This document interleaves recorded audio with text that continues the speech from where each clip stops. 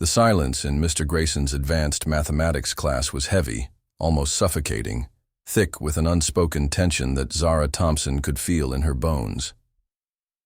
17-year-old Zara stared at her test paper, a bright red 100% blazing at the top. It should have been a moment of pure triumph, but instead, a cold, unwelcome dread settled in her stomach as she felt the weight of every stare.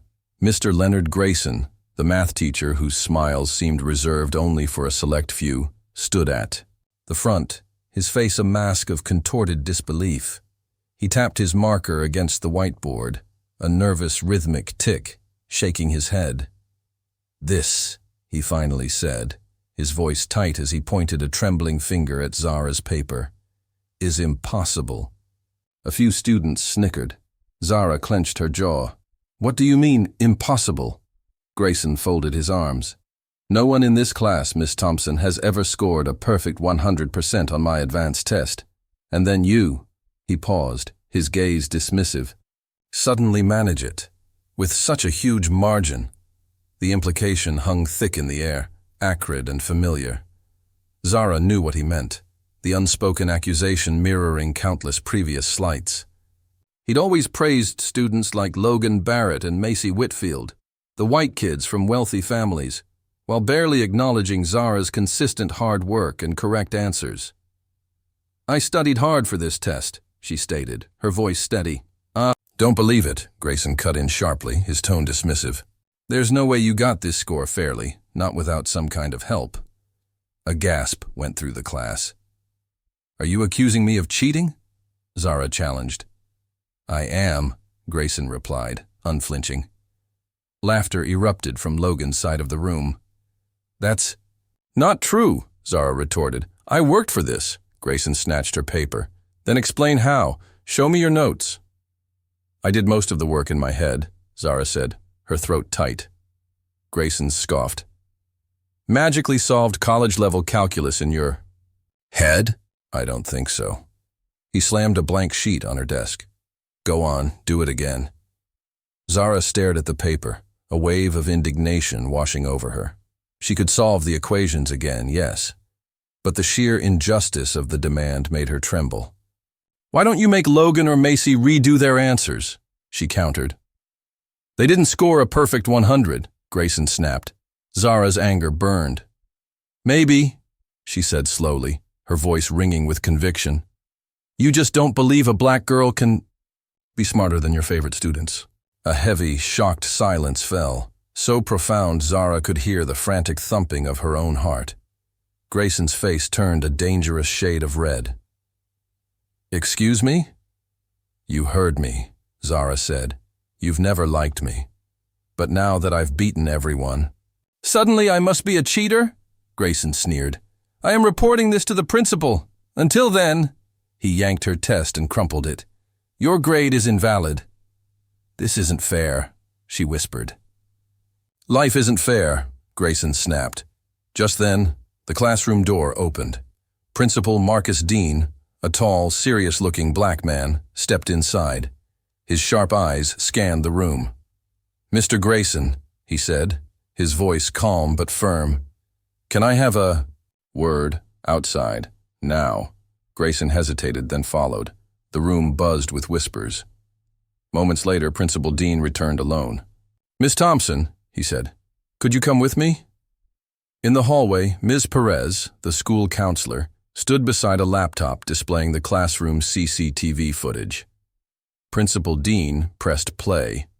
What Zara saw on the screen made her breath hitch, a cold knot of anger and vindication tightening in her chest. Earlier that morning before class, Grayson was at his desk with the graded tests. He stared at hers, then slammed it down. Later, he glanced around the empty room, picked up Zara's test again, and muttered, clearly audible on the recording, "There's no way in hell she's that smart." Zara's fists clenched tightly. Dean exhaled. "We've been reviewing past footage. It's not the first time he's shown bias." Ms. Perez looked at Zara gently. "You are not in trouble, Zara. Mr. Grayson is." At that moment, Grayson stormed out of the classroom. "This is ridiculous! That footage means nothing!" Dean turned. It means everything, Mr. Grayson. You are officially suspended, effective immediately. Grayson's mouth fell open. You can't be serious. Security officers appeared. Defeated, Grayson was escorted away. Dean turned to Zara with a small smile. And you, Miss Thompson, have just earned yourself a full-ride scholarship. Her eyes widened. Wait, what? He nodded, a proud smile spreading across his face. We reached out to some academic organizations. They were very impressed with your resilience, your unwavering talent, and your character. Zara's heart pounded, a wild drum against her ribs. This was more than justice.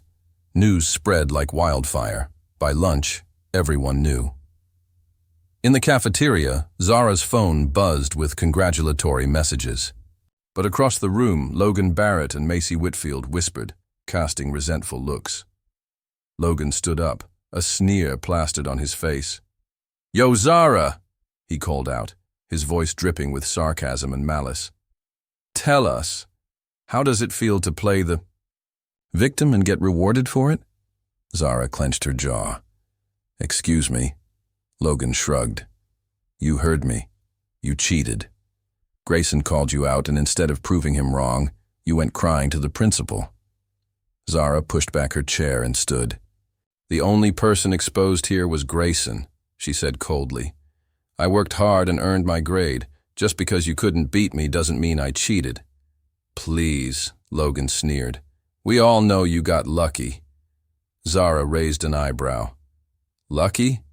Tell me, Logan, where was my luck when Grayson ignored me every time I raised my hand? Where was my luck when I had to study twice as hard to get noticed? She narrowed her eyes, her voice steady and cutting. Or are you, and perhaps Mr. Grayson, just mad that a black girl outsmarted you all fair and square? The cafeteria went silent. Logan's face burned red. You're pathetic, he muttered, storming off, Macy trailing behind. A few students clapped. Zara had won. The next morning, Principal Dean addressed a packed, hushed auditorium. Students, teachers, and even a few parents filled the seats, a palpable buzz of anticipation in the air. He adjusted the microphone. Good morning, everyone.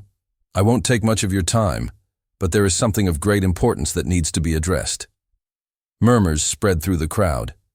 Principal Dean continued, his voice resonant with solemn authority. Yesterday, a member of our teaching staff, Mr. Leonard Grayson, was suspended after irrefutable evidence confirmed a disturbing pattern of discrimination and bias in his classroom. Gasps rippled through the room. Dean's expression was firm, uncompromising. But this incident is bigger than one teacher. It's about the culture we foster, the standards we uphold, and the environment we create within these walls. And let me be unequivocally clear.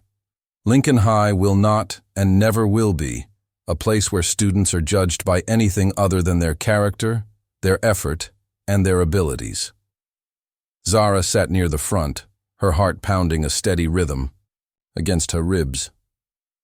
It felt surreal, this public acknowledgement. Principal Dean turned his gaze towards her. Miss Zara Thompson, please stand. She hesitated for a moment, then slowly, gracefully, rose to her feet. A hush fell over the auditorium as all eyes turned to her. Principal Dean smiled, a genuine, proud smile that reached his eyes. I want every student in this room to understand something. Zara didn't just fight for her grade yesterday. She fought for fairness. She fought for respect. She fought for the simple, fundamental right to be judged on her merit.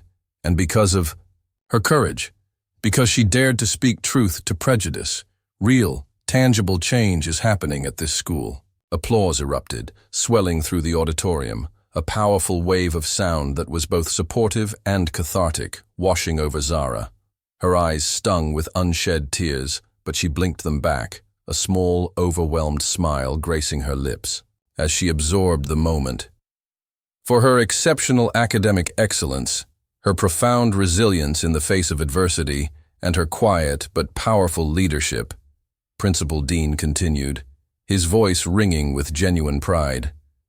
"I am honored and thrilled to announce that Zara Thompson has been awarded a full academic scholarship to any university of her choice." The cheers that followed were deafening, shaking the very foundations of the auditorium.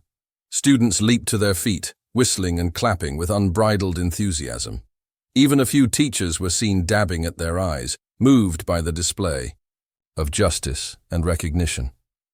Zara covered her mouth, overwhelmed by the sheer force of the moment, by the outpouring of unwavering support.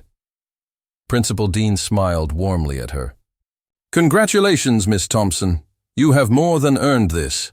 She looked around the auditorium, taking it all in. The sea of supportive faces, the resounding applause, the undeniable feeling of justice served and truth prevailing. Mr. Grayson had tried to tear her down, to invalidate her brilliance, to make her feel small and insignificant. Instead, he had unwittingly become the catalyst that propelled her to heights she had never imagined, revealing not only her own formidable strength, but also the strength of a community willing to stand united for what was right. If Zara's story resonated with you, and you believe in the power of truth and resilience, we invite you to explore more such narratives on Fable Crypt.